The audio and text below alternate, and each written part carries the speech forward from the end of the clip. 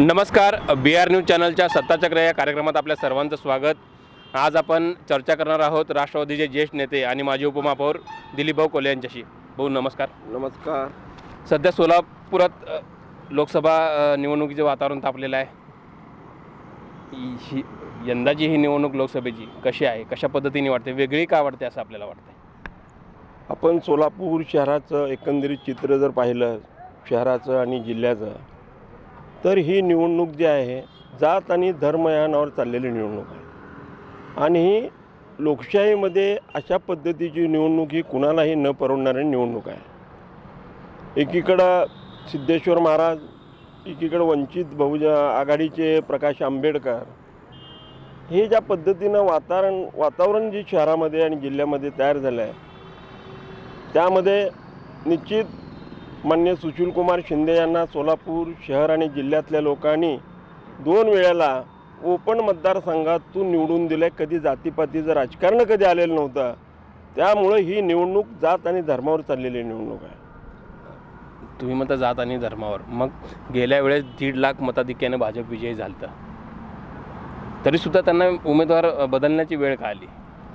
हे पहा, सर्व जनतेला आता कळून चुकलं की गेल्या वेळेला मोदी लाटेमध्ये बनसोडेनं उमेदवारी दिली आणि एवढ्या मोठ्या लीडनं बनसोडे निवडून आले।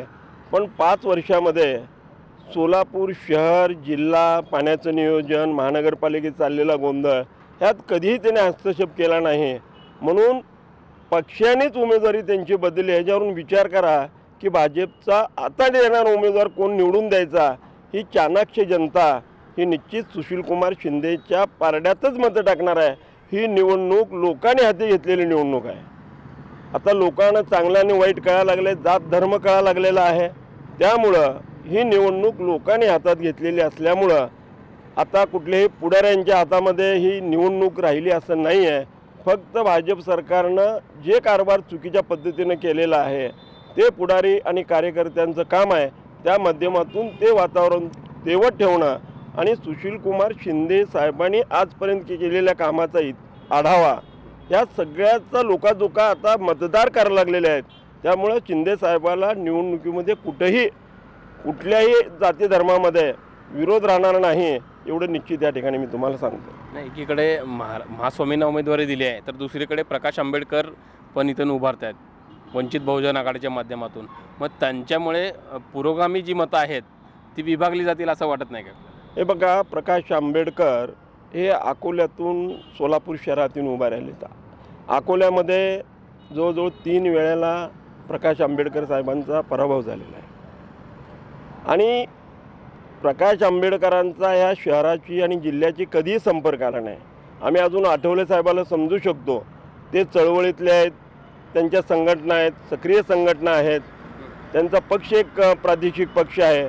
तसा प्रकाश आंबेडकर साहेबांचा कुठलाही प्रादेशिक पक्ष नाही किंवा सोलापूर शहराची कधी त्यांची नाडी जुळलेली नाही। त्याचाही विचार मतदार निश्चित या निवडणुकीमध्ये करणारा तर लोक करायला लागलेले आहेत। भाऊ, आपण म्हणलात की जातीपातीचं राजकारण चालू आहे, मग हे राजकारण कोण करत आहे? भाजपवाले करतायत, तर इकडे वंचितकडून पण त्याचं हे होत आहे, तर भाजपवाले कशा पद्धतीने हे करतात असं आपल्याला वाटतं? कसं झालेलं आहे की भाजपवाल्याची ही एक बी टीम आहे, जेणेकरून काँग्रेसची मतं विभागली पाहिजेत। आजपर्यंत दलित समाज हा काँग्रेसच्याच पाठीशी राहिलेला आहे। त्या मताची विभागणी करायची, जेणेकरून त्याचा फायदा हा भाजपला झाला पाहिजे। ह्या कुटीर कारस्थानातून या ठिकाणी प्रकाश आंबेडकर साहेब उभारलेले, त्या मागची दुसरी कुठली भूमिका नाही। परवा आताच काल बिलाल म्हणून जे मुस्लिम समाजाचे हैदराबादचे ओवैसीच्या पक्षामध्ये राहिलेले, त्यांनी 4 वेळेला ओवैसीच्या पक्षातून महानगरपालिकेची निवडणूक लढवत। काल त्यांचं भाषण ऐकलं आणि त्यांनी सांगितलं, मी चाललो होतो म्हणले अक्कलकोटला चालल्यानंतर कबशी चिन्हाचं एक ट्रॅली आले म्हणले। मी विचारलं हे काय आहे, तरी म्हणली त्यांची खूण आहे। काय आहे तर कप आणि बशी। तर त्यांनी सांगितलं की कप आणि बशी त्याच्यात चहा मोदीचा आणि चमचा म्हणून ओवैसी आहे। अशा पद्धतीच्या निवडणुकीची ही रणनीती भाजपनं आखलेली आहे। परंतु भाजपचे सगळे नेते म्हणत आहेत की आम्हाला विश्वास आहे महास्वामीजी निवडून येतील, कारण लिंगायत समाजाला टार्गेट ठेवून भाजपने उमेदवारी दिलेली आहे. एक लक्षात घ्या, मागडची खासदारची निवडणूक त्यावेळेला सन्माननीय कैलासोची काडादी सोलापूर शहरातून उभारले होते. त्यावेळेला बाहेरचा उमेदवार प्रेमरतन दमानी यांना काँग्रेस पक्षाने तिकीट दिलं होतं, परंतु लोकांनी जात आणि धर्म बघितला नाही. काँग्रेस पक्षाला पाहिलं. काँग्रेस पक्षाचा त्याग, त्या त्यागातून निर्माण केलेली एकंदरीत परिस्थिती, या सगळ्याचा सारांश घेऊन सोलापूर शहरातले मतदार फार हुशार आहेत.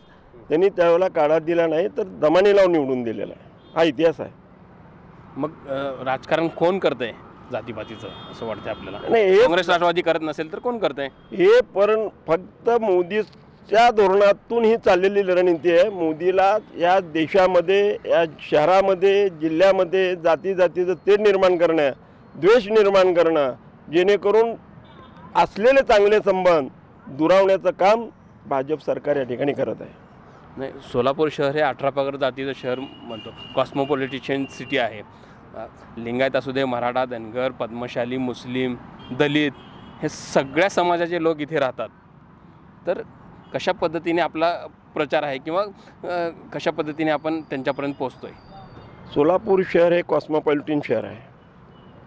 मग साळी असेल, धनगर असेल, कुळे असेल, सर्व जातीच्या लोकांचा रहिवास या सोलापूर शहरात असल्यामुळं जरी भाजपने एवढी कडवी जरी एक आखणी केली असेल की जाती तणाव निर्माण करणं, परंतु ह्याला सोलापूर शहराची जनता ही अजिबात थारा देणार नाही, एवढं निश्चित सांगतो. मराठा समाजाचं आपण नेतृत्व करता. मराठा समाजाचं बोलायचं झालं तर एका गटाने सांगितलं की सकल मराठा आणि मराठा क्रांती मोर्चाचा आधार घेऊन उद्या ते भूमिका जाहीर करणार आहेत. खरंच मराठा समाज एका पक्षाला कुणाला जर पाठिंबा देणार आहे? बघा, सकल मराठा असेल, क्रांती मोर्चाचा असेल, ह्या सकल आणि क्रांती मोर्चाच्या माध्यमातून एक समाजाची, मराठा समाजाला आरक्षण मिळालं पाहिजे, ह्या धर्तीवर आम्ही सर्वच पक्षातले लोक एकत्रित आलो आणि हा लढा उभा केला. आणि त्या लढ्यातून बाहेर पडल्यानंतर आता जी निवडणूक लागली त्या निवडणुकीमध्ये मग मी असेल, नाना काळे असेल, राजेंद्र जाधव असतील, रसाळे असतील, सुमन जाधव असतील, लता ढेरे असतील, हे काही क्रांतीमध्ये होते, काही सकल मराठ्यात होते. मग आम्ही विभागलो, याचा अर्थ आम्ही त्या सकल मराठ्याचा मालक आहे आणि माऊली पवार सकल मराठ्याचा मालक आणि क्रांतीचा मालक मी आहे असं नाही आहे. परंतु आम्ही सर्वजण मिळून आता जी नावं घेतलेत, बाळू पुणेकर, या सगळ्यांनी मिळून सध्याची चाललेली सद्य परिस्थिती पाहून आम्ही माननीय सुशीलकुमार शिंदे साहेबांना पाठिंबा द्यायचा मनसुबा घेतलेला. सोलापुरातील मराठा क्रांती मोर्चाचा पाठिंबा भाऊंनी जाहीर केलेलाच आहे. परंतु भाऊ, निवडणूक म्हणली की कुणाच्या ना कुणाच्या खांद्यावर एक जबाबदारी असते. प्रकाश आंबेडकर इथे उभारले तर त्यांनीसुद्धा अनेक नेत्यांना जवळ करून त्यांना या निवडणुकीची जबाबदारी दिलेली आहे. इकडे काँग्रेस राष्ट्रवादीच्या माध्यमातून काँग्रेस राष्ट्रवादीचे सगळे तालुक्यातले नेते काम करताना दिसत आहेत. तर भाजपमध्ये पालकमंत्री विजयकुमार देशमुख यांच्या खांद्यावर पक्षानं ती जबाबदारी दिली आहे. तर पालकमंत्री कशा पद्धतीने काम करतात किंवा राजकारण करतात? पालकमंत्री राजकारण कसे करतात त्याच्यावर जर बोलायचं झालं तर परवा मेंगजी साहेबांच्या घरी 200 भाजपच्या प्रमुख कार्यकर्त्यांची बैठक रघुनाथ कुलकर्णी यांच्या उपस्थितीत झाली. त्या उपस्थितीत एकच सुरू होता की पालकमंत्री ज्या पद्धतीनं राजकारण करतात ते चुकीच्या पद्धतीनं करून हे भाजपची जी संघटन आहे, जे संघटनेत काम करतात, याला संपवण्याचं काम पालकमंत्री करत आहेत असं त्यांचा सूर आहे.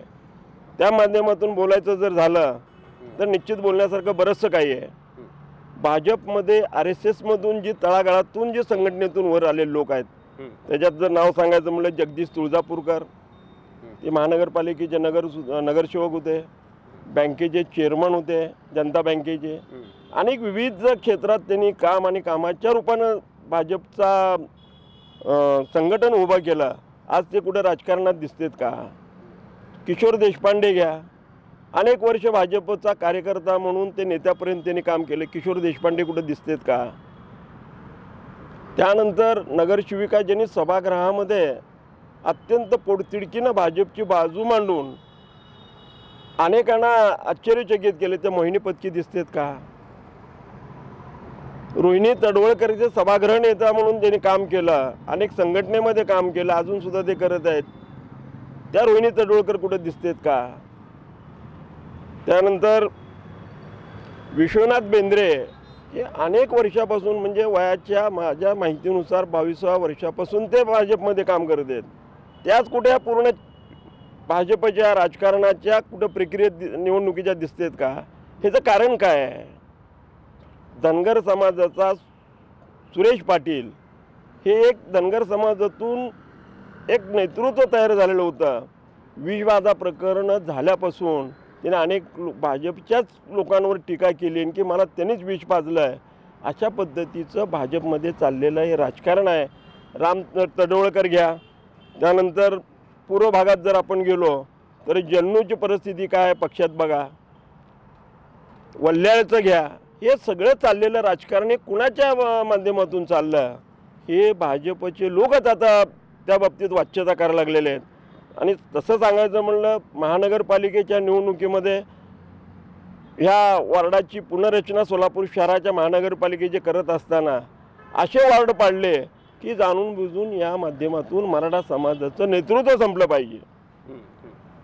त्या माध्यमातून मनोहर सपाटे असतील, नाना काळे असेल, प्रवीण डोंगरे असेल, मी स्वतः असेल, असे अनेक चांगले कार्यकर्ते संपवण्याचं काम या वॉर्ड रचनेतून केलेलं आहे. एकीकडं ब्राह्मण समाज संपला, दुसरीकडं धनगर समाजाचं एक नेतृत्व संपलं, तिसरीकडं पूर्व भागातले काय मोजके आणि ठराविक जे कार्यकर्ते होते ते संपले. अशा पद्धतीचं राजकारण निश्चित भाजपमध्ये चाललेलं आहे. कोण करतंय आणि कुणाला हे पोषक ठरतंय हे राजकारण? हे बघा, हे सगळं जर बघितलं तर इथलं राजकारण हे पालकमंत्री करतात. तर हे सगळं पालकमंत्र्यांनी केलेलं काम आहे. त्यामुळं आज भाजप एक विशेष जातीकडेच कल आहे असं चित्र सोलापूर शहरामध्ये निर्माण झालेलं आहे. अशा पद्धतीचं राजकारण या ठिकाणी चाललेलं आहे. मग ह्याचा फटका भाजपला बसेल की फायदा होईल? सगळं एवढं चित्र तुमच्या समोर ठेवल्यानंतर ब्राह्मण समाजातल्या ज्यांनी ग्रासरूटला जाऊन गेले 20-25 वर्ष भाजपचं काम केलं आहे ते लांब फेकले गेलेले आहेत. पूर्व भागातले काय लोक आहेत ते लांब फेकले गेलेले आहेत. त्यामुळे याचा निश्चित फटका हे भाजपला निश्चित बसणार आहे. आणि त्यामुळे सुशीलकुमार शिंदेसाहेबांचा विजय हा निश्चित आहे. भाजप हे फक्त जातीपातीचं राजकारण करते, एका विशिष्ट जातीला खुश करण्यासाठी इतरांचं राजकारण संपवण्याचं काम भाजपमध्ये सध्या सुरू असल्याचा आरोप दिलीप भाऊंनी केलेला आहे. भाऊ, शेवटच्या एका प्रश्नाकडे मी येतोय की शिंदेसाहेबांना गेली 40 वर्ष या सोलापूरकरांनी प्रेम दिलं, त्यांना निवडून दिलं. गेल्या वेळेस फक्त त्यांचा पराभव झाला, परंतु ह्यावेळेस पुन्हा ते निवडणुकीला उभे आहेत. तर यावेळेस शिंदेसाहेबांना सोलापूरकरांनी का मदत करावी, का मत द्यावं? मी सांगितलं ना सुरुवातीला की शिंदे साहेबांना ओपनमध्ये खुल्या प्रवर्गात 2 वेळेला सर्व जाती सर्व धर्मांनी मतं देऊन भरघोस मतांनी निवडून दिले. शिंदे साहेबांना कधी जातीपातीचं राजकारण या सोलापूर शहरात आणि जिल्ह्यात आणि महाराष्ट्रात कधी केलं नाही. ही जनता ओळखून आहे, जाणून आहे. त्यामुळं आजच्या जातीच्या धर्माच्या नावाखाली जे निवडणूक लागलेली आहे, त्यामुळं निवडणूक ही लोकांना हाती घेतलेली आहे. त्यामुळे शिंदे साहेबांचा विजय निश्चित आहे. कुठल्याही जातीपातीचं राजकारण शिंदेसाहेबांनी आतापर्यंत केलेलं नाही आणि आता ही सध्याची निवडणूक नेत्यांची राहिलेली नाही, तर ही जनतेने हातात घेतलेली निवडणूक आहे. त्यामुळे काँग्रेसचा विजय निश्चित आहे असा विश्वास दिलीप भाऊंनी व्यक्त केलेला आहे. बिहार न्यूजच्या या सत्ताचक्र कार्यक्रमात आपण इथेच थांबणार आहोत. पुन्हा भेटणार आहोत नवीन मान्यवरांसह आणि नवीन चर्चेसह. तोपर्यंत पाहत राहा बिहार न्यूज चॅनल.